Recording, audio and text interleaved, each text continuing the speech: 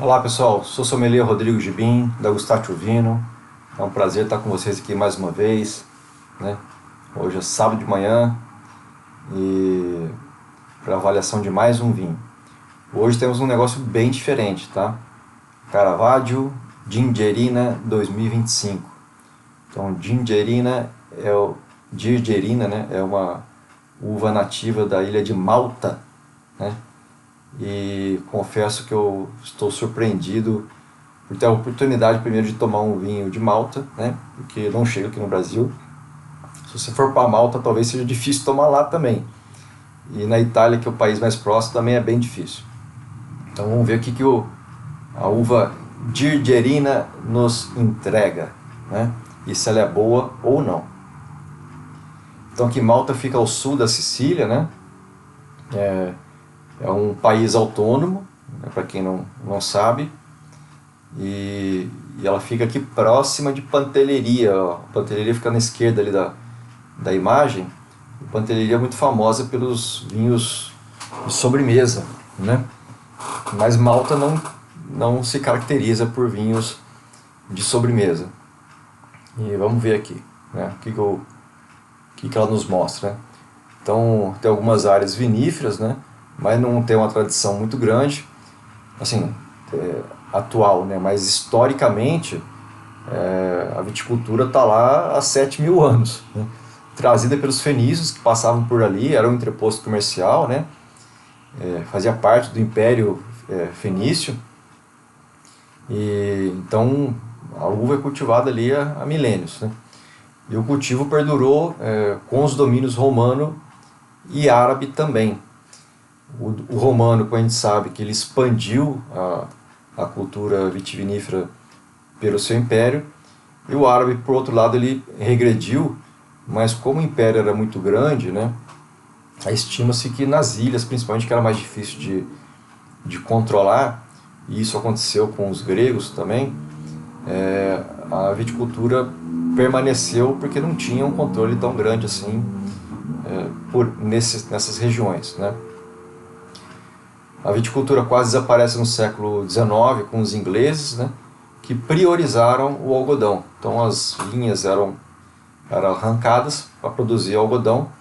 É uma área muito quente, né, do Mediterrâneo. O algodão se dá muito bem ali e a indústria de tecidos ingleses demandava muita matéria-prima. Né. A indústria vinífera renasceu em 2004 com a entrada de Malta na União Europeia, já independente, né.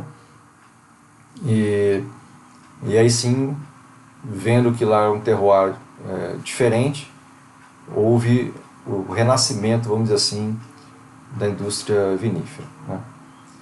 Mas não é algo assim, excepcional. Tá? Relevo plano e colinas suaves, então são um arquipélago pequeno, né? E sem grandes altitudes. A gente vai ver aqui a altitude 0 a 250 metros, ou seja, é baixo, né? Comparado com os outros países aí, que, por exemplo, em Brasília nós estamos a 900 metros aqui. Solo calcário e gelo calcário, com boa drenagem e mineralidade, porque o calcário propicia essa característica mineral, vamos dizer assim, no vinho. Né? Clima mediterrâneo, com verões quentes e secos, invernos amenos e moderadamente chuvosos. Né? Então, nessa região, não é verão quente, é verão infernal e seco, infernal, e inverno muito quente mesmo. Então, mas ainda chove um pouquinho no inverno. Né? Lembrando que ela está no caminho do Siroco, que é aquela quente, aquele vento ultra quente que sai do Saara ali e vai para a Europa, e quando ele chega, ele esquenta muito mesmo.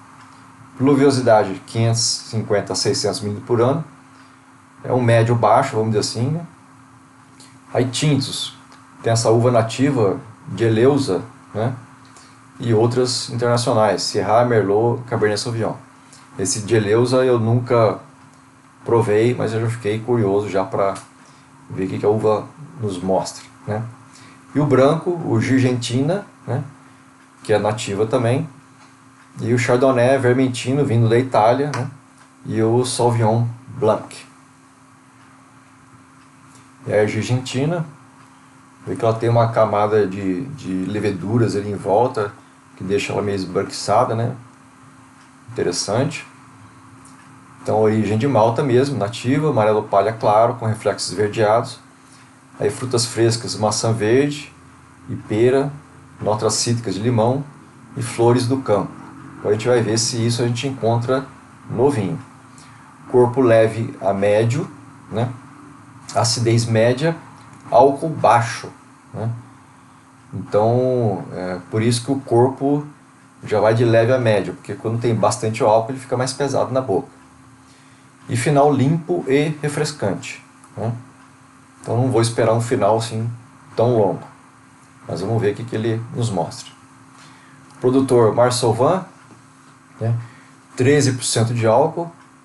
Então aqui o álcool que era baixo, né? Aqui, ó, álcool baixo aqui já está acima da média de vinhos brancos, né? Não passou por barrica, potencial de guarda 1 a 3 anos. Então não é um vinho para guardar, é para comprar e beber, né? Amarelo, aí a minha avaliação, né? Não é a avaliação do produtor. A minha avaliação, o que eu achei dele? Amarelo palha claro e cristalino, né? Então, assim, é um claro, é palha menos, mas não chega a ser pálido, né? É um amarelo palha claro. Intensidade aromática alta, isso me surpreendeu de longe, assim, quando a gente, chegando perto do nariz já sentia os aromas amplos, assim. E o que veio de imediato, o primeiro ataque, foi um chiclete, né? Parece um meio adocicado, um tutti-frutti. Foi que me veio assim de imediato à mente, né? Mas aí analisando melhor, vem maçã verde, pêssego maduro, um mel, né? Que aí puxaria o corpo mais alto que está logo abaixo, abacaxi maduro também puxaria o corpo mais alto, um floral intenso, muito gostoso, né? Misturado com essa meio adocicado, que esse meio adocicado acho que vem desse tutti-frutti aí, vem o doce do tutti-frutti talvez tenha vindo do mel, né? O chiclete também, o adocicado, né? Abacaxi maduro, floral intenso, mineral, né? O solo calcário propicia essa mineralidade, como a gente falou, untuoso, então na boca ficou assim, passando pela boca, deu aquele aspecto untuoso, corpo alto, acidez média-baixa, como estava previsto, então não voltou, não decepcionou, vamos dizer assim, e final longo e floral, né? Preço desse vinho. Aqui no Brasil eu não encontrei o preço em reais, né? Encontrei o dólar não, em euro, né? Só que aí você põe vezes 6, né? E mais ou menos vezes 4, que é o quanto você pagaria de imposto e tal. Então cairia aqui no Brasil mais ou menos R$285, que não é um preço barato, né? R$300 por uma garrafa de vinho, um vinho jovem, vamos dizer assim, não é um preço barato, mas é uma coisa rara, então você não está pagando pelo um vinho de extrema qualidade, apesar que eu achei que ele muito boa qualidade, né? Você está pagando por uma coisa mais rara e difícil de encontrar aqui no Brasil. Talvez agora com o acordo do Mercosul na Europeia chegue mais facilmente, mas é bem difícil. E, cara, eu gostei muito do vinho, gostei muito mesmo. Dei 93 pontos para ele, que está aqui quase beirando o alto do excelente, né? Recomendado, né? Altamente recomendado, porque ele me impressionou bastante. Se ele tivesse uma acidez um pouquinho mais alta, ele ficaria, para mim, né, na minha avaliação, ficaria perfeito ali, né? Mas ele tem esse potencial aromático, ele tem essa parte untuosa, de corpo mais pesado na boca, o final longo corresponde, né? Aí faltou só uma acidezinha aí. Mas foi uma experiência maravilhosa. Tomei num curso também, e obrigado pela professora que nos brindou, né, com essa maravilha aqui para a gente tomar. Aqui a garrafa, né, do Girgentina. E aí, já tomou o Girgentina? Você tomou? Pô, deixa, cara, põe um comentário aqui para a gente bater um papo e ver se as minhas impressões estão de acordo com as suas, né? E gostou da avaliação? Deixa o like, pô, siga a gente, ative as notificações, né? Deixe os conteúdos, as sugestões dos nossos conteúdos. Esse vídeo está aqui no YouTube, mas os slides dessa apresentação, as imagens, vão estar lá no canal do Start Ouvindo do Instagram. E aproveita para seguir a gente lá, porque tem coisa que eu coloco lá e não coloco aqui. Ok? Aqui são só vídeos. E contribua com a manutenção do canal, pessoal. Ajude a gente. A chave Pix do startouvindo@gmail.com. Qualquer contribuição é muito bem-vinda, né? Por exemplo, esse vinho eu não paguei pelo vinho, mas eu paguei pelo curso.